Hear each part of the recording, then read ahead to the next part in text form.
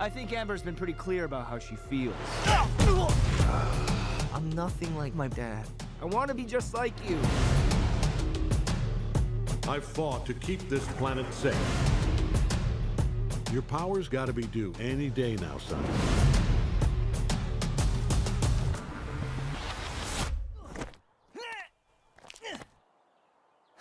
Morning. Hey, hi. How are you doing? How are you? How are you, lover of physical media? Yeah, God damn it, they'll never take it away from me. All I need is a bicycle, and I can power this stuff forever. In fact, I should show you. This is how I watched Invincible. Oh, sweet. Nice. Yeah, Nice. it's funny. The scale actually really worked. Like the palette and the simple colors and sort of the I've been trying to describe it to people without, and it always sounds somehow insulting, but I love the fact that it looks like a comic book without being a motion comic, that it actually still feels two-dimensional, that no one tried to change the like the core of it. Yeah, I mean, that was really important to us. We wanted something that seemed very, comic booky, for lack of a better term, and provided that juxtaposition of the way it looks versus the subject matter that it explores, which at times is often very dark. Yeah. And I really have to give it to Invincible co-creator Corey Walker, who was our lead character designer, who was very instrumental in crafting the look of this show and achieving what it is that we ended up with. Yeah, it felt, I mean, the comic as well felt very loving and very much aware of history while still doing that thing that you do, which is follow through to the inevitable consequence of this sort of thing. Like certain other adaptations of comic book material or riffs on comic book material have, I don't know how to explain it. They sort of exult in the power fantasy of it all, but Invincible, more than anything else, strikes me as, it's kind of the same with The Walking Dead, really, like the core theme of responsibility and what people can and can't do isn't the same as what they should and shouldn't do. And Invincible makes Mark's story, like certainly over the years, gets much more complex. But the adaptation, the series, really grabs that right away. Yeah, I mean, the stakes are important. It's really, really fun to watch two superpowered beings fight in a city. And I think that, tons of movies do that really well. What has to be different about Invincible is that you're worried about the people in the apartment buildings, and the superheroes after the fight go, "Oh my God, I think 300 people died." Like, that's not great. Like, these are natural disasters for the world of Invincible. And I think exploring that is one of the, unique aspects of the series. But with animation and voice performances, I got the tragedy. Like you get the sense of Yeah. regret that comes with that and sadness. Yeah, that's the idea. Like, we wanted to have there be, I guess it always comes down to stakes. Like, how can you heighten the stakes in what it is these people are doing? And if you take, someone who I guess is somewhat similar to the Hulk, if you have to admit it. Just visually, I'm And saying.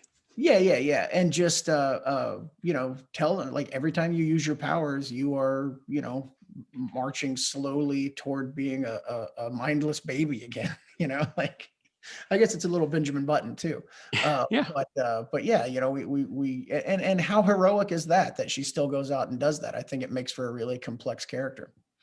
Yeah. Well, there's that Legion of Superheroes character who every time he used his powers, it would take a year off his life. And it's like, why would you ever do anything? And then, of course, it's because you have no choice. It's the right thing to do.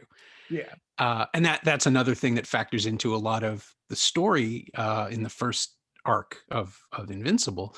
And I'm trying not to get into spoilers or anything, but I guess the Omni-Man is pretty much explained in the first episode. We know who he is and what he really wants. But I Yeah. wanted to ask about the casting there because it's perfect. Like I really, Steven Yeun to me reads like, at first I heard he was involved and I mistakenly thought he was playing one of the older characters, but he's great for Mark. But J.K. Simmons is just, if you want someone who is constantly judgmental, but can also add a streak of warmth when you least expect it, that's the guy, right? It's him or Chris Cooper. Well, I remember when we first met with him, we said, so what it is this is a character who is a very loving, nurturing father who is also something very different and very harsh And so you have to be able to, be this warm and caring person while also being this very brutal person at the same time. And he just kind of leaned back in his chair and was like, yeah, I've done this once or twice. Like, so if you need someone who can perform a dual role, J.K. Simmons is your man. With the voice cast, I mean, how easy is it to do something like this now with a massive voice cast where you can bring in John Hamm for 2-minute openers of your episodes? Is it like easier with the pandemic now that everybody's sort of staying in place? Well, I mean, thankfully, all of the voice cast recorded before the pandemic. Oh, So really? we had a few people come in. Steven came in and did some ADR, some line replacement after the animation came in. But for the most part, it was all done. And these actors are doing ADR sessions for their movies and television shows constantly. Where Sure. a plane flew overhead, you need to redo this dialogue, so they pop into a recording booth and do their thing. And so they're constantly in these recording booths. And so it's I don't know. It's not the hardest thing to schedule to be like, like pop over here and do this, and then come in tomorrow and do this line. And with technology and everything, you're able to weave everybody together.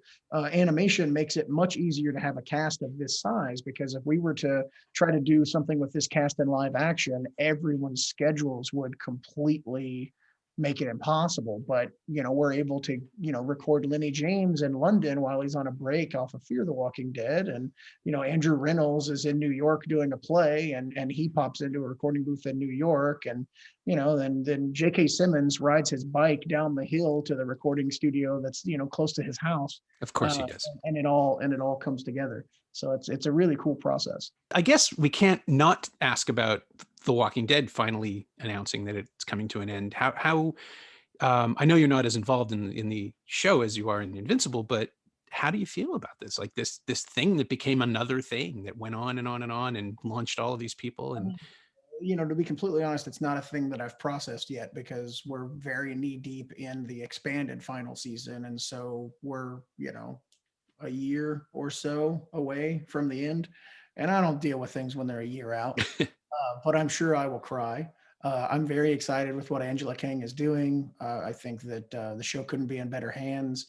I love the idea that it's going to wrap up under her tenure. I think we've had some really great showrunners along the way. But I don't know. It's going to be really neat, seeing it all come together. It's staggering to me to think that we've gone 11 seasons, and with the various spinoffs and things that are planned, we'll probably go another 11 years or so, but we'll see. So it's an ending, and it's also not an ending, because we've got the Carol and Daryl show and various different things coming. So it's not quite as definitive as it might seem, but it's definitely something that I'm going to be processing, and it's an amazing, tremendous run that I couldn't be happier with. yeah, I still haven't fully appreciated, I don't think, the footprint that it has. Not just in terms of its own stature, but in the careers that it launched and in the people. I mean, like Steven Yeun is another example of somebody who just popped so hard on that thing that he had to come out and be a movie star. And now he's, nominated for an Oscar for Minari, and he's in this. And I'm just delighted every time I see him in anything. I don't like it. Too much. I'm kidding. No, it's tremendous. Like it's amazing to think about. Steven Yeun, when the first day he shot on The Walking Dead, he didn't know he was going to be doing a running scene, and he was so nervous he didn't eat lunch, and so he blacked out. He had to run and get Rick's hat a couple of times because the zombies were at the tank, if anyone remembers the show, and Rick had left his hat behind, and he had to go get something, and he ends up getting Rick's hat. And we just, we're filming him running down the street, grabbing this hat, and then he just hit the floor. And that was our first experience with Steven Yeun. And even that, it's like, okay, he worked until he blacked out. Like that's something. Like that shows dedication that has really kind of carried through his entire career. So I mean, he's a very special person. I couldn't love him any more than I already do. And this Oscar nomination is extremely well deserved. Oh yeah, absolutely. And I'm glad you guys get to keep working together. So for now, I'm sure at some point he'll be too big to take my calls, but you just told me how easy it is to get people to record audio. You'll be fine. That's what I'm pinning my hopes on. I wasn't ready before. Now I am. You being a superhero is the coolest thing that's ever happened to me. Now take me flying or I'm gonna tell everyone you're invincible. Sorry, not sorry.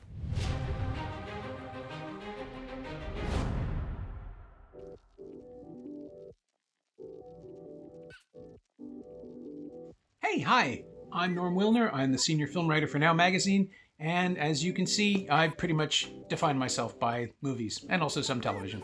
So apparently that makes me the perfect person to write the new Now Streaming newsletter, which will come to your mailbox every week, usually on a Saturday afternoon, and be bursting with original exclusive content, all the stuff that you can't find at Now Magazine, although we'll offer you plenty of links to those as well.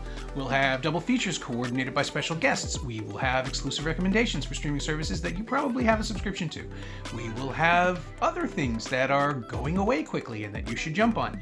And generally a sense of convivial, charming, quiet desperation so we can all get through however long we have left to get through this thing together. Stay inside. Watch movies. It's what I do.